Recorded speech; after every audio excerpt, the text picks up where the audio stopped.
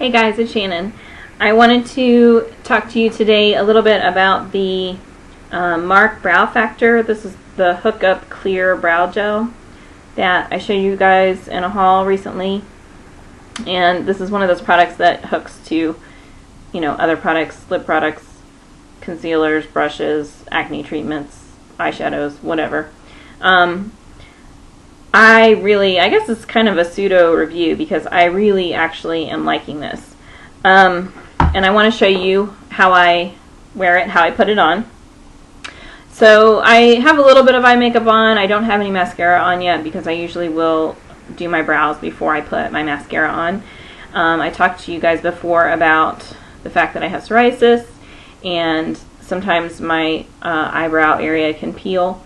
And so this just saves me from having to worry about whether my brows are peeling, and I have really long lashes, and that just doesn't work well together. So I always do my brows before I do my lashes, and usually what I will do is I will start with just a brow brush like this, and if I'm just using the clear brow gel, which I typically do, I'm one of those people that I don't like to cross-contaminate products. So I don't like to put on color onto my brows if I'm going to be using a clear brow gel, because the clear brow gel then becomes mucked up with the color. So I just kind of choose. I choose whether I want to have to deepen the color of my brows or whether I just kind of want to hold them in place. And I've actually been really enjoying just having the clear gel and not using color because it's much more natural and it's a much younger, more youthful look. I'm 36 years old, and anytime I can have somebody tell me they thought for sure I was in my early 20s, I'm perfectly fine with that. So I use my little brush and I just brush through my brows, and this is just to kind of, get them kind of going in the direction that I would like them. It's also for me to remove, if I have any peely areas, I can kind of take care of that. So I just kind of brush them down, and then all I do is use the gel, and it just unscrews like this, and it's just a little mascara wand.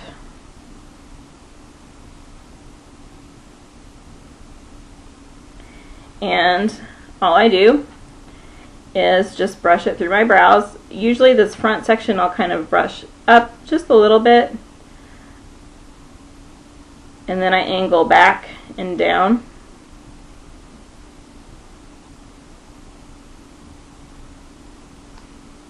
And that's it.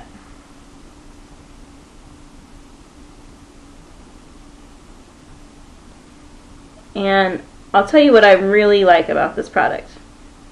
First of all, it has absolutely no scent whatsoever. Now, obviously, a brow product is not a product that you want to have scented. It just would be a useless, wasteful, nobody's going to come up to you and sniff your eyebrows. At least I hope not. So you don't want it to be scented. You want it to be unscented.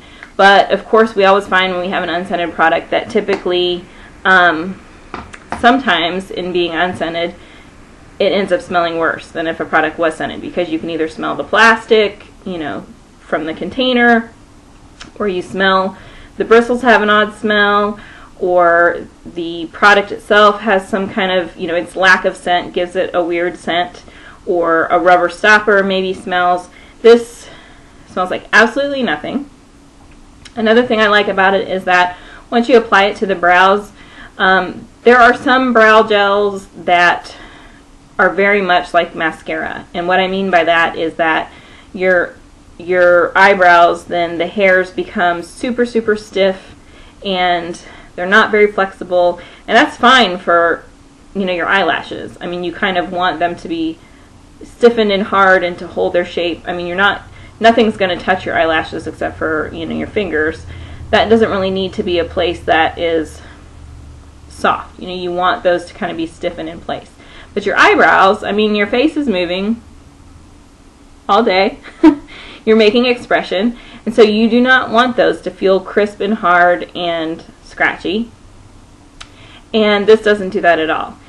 I can still, I could go back in now and reshape these again if I felt like I kind of brush them in an odd direction, and they move, they're flexible, but they still hold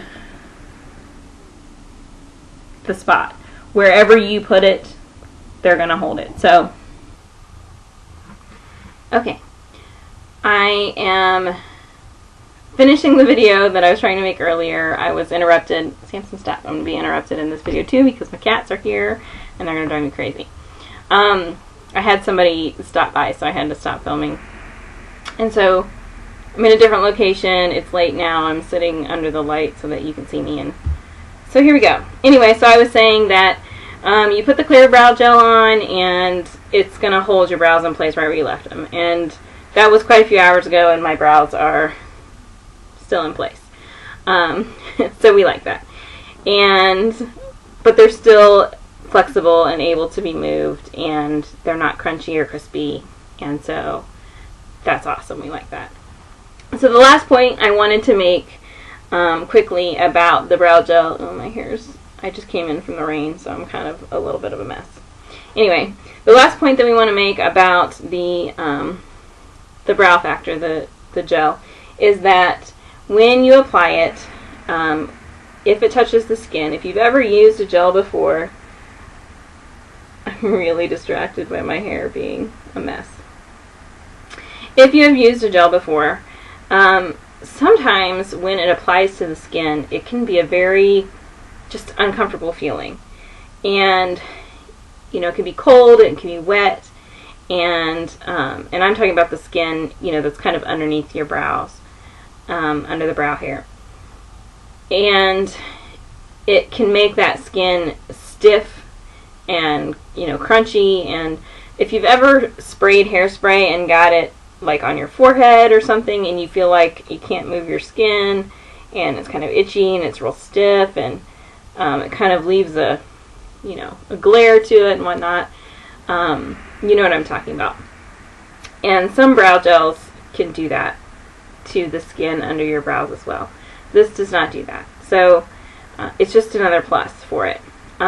So we really like this product, and I would encourage folks, if you want color in your brows, use something different. Use, you know, you can get brow gels that have color. Use something different. But I'm encouraging everyone, this is my challenge to all of you, to give your brows a break and try and go more natural. Try not to fill in the brows. Try not to darken them. Try not to use color on them. Now, if you have some kind of severe scarring or something through it where you have a huge gap, then by all means do a little bit of filling in. But I can promise you that you're going to look, if you're a heavy brow person, it's going to take a little bit of getting used to, but you're going to look so much younger if you give your brows a break. Let them grow in a little bit, just a little bit, still keep some shape, you know, along the edge, but thin brows are out, natural brows are in.